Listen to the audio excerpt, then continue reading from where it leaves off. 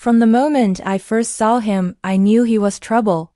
Not bad trouble, but the kind that flips your entire world upside down.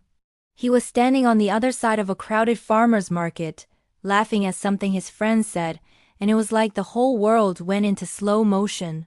My friend Maya nudged me. "You're staring." I just shook my head, trying to snap out of it. "He's just bright," I mumbled, which made no sense, but it was the only word that fit. He was like a pocket of sunshine on a cloudy day, and then the universe decided to play a little game. As I was juggling a ridiculously oversized bag of kale and a carton of fresh eggs, I stumbled. Not a cute little trip, but a full-on, arms flailing, kale flying everywhere kind of fall. And guess who was there to witness my grand performance? Mr. Sunshine himself. He rushed over, a look of genuine concern on his face, helping me up amidst the green leafy carnage. "Are you okay?" he asked, his voice even warmer than his smile. I was mortified, but all I could do was laugh.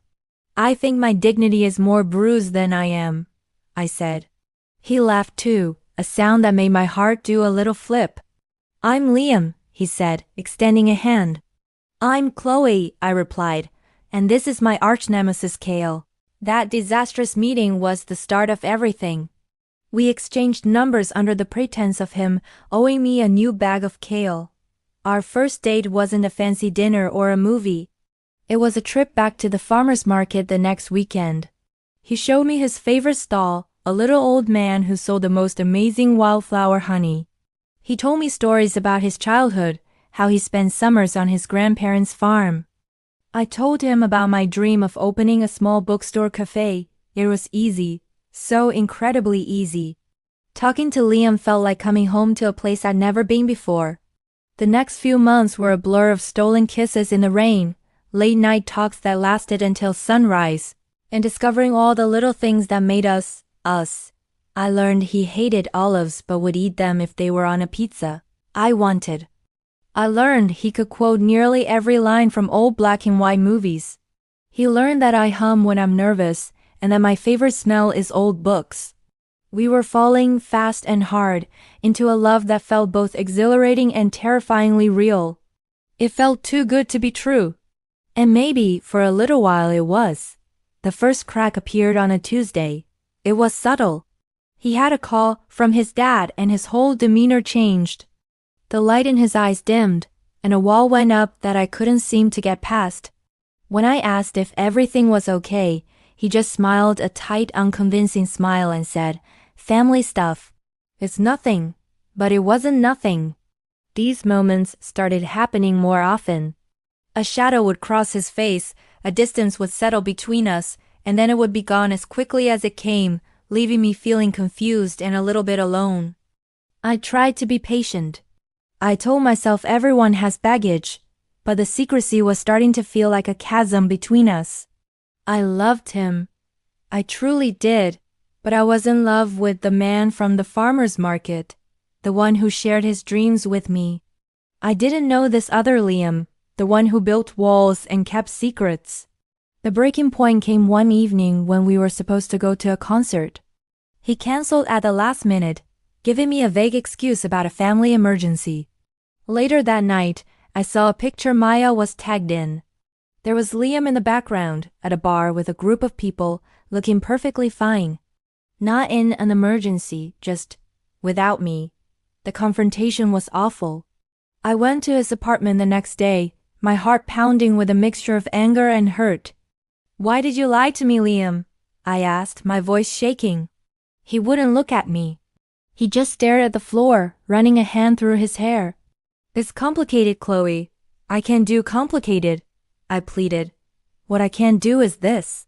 This half-in, half-out secret-keeping dance is not fair. I love you, but I feel like I only know half of you." And then, finally, the walls came down. He sat me down and told me everything.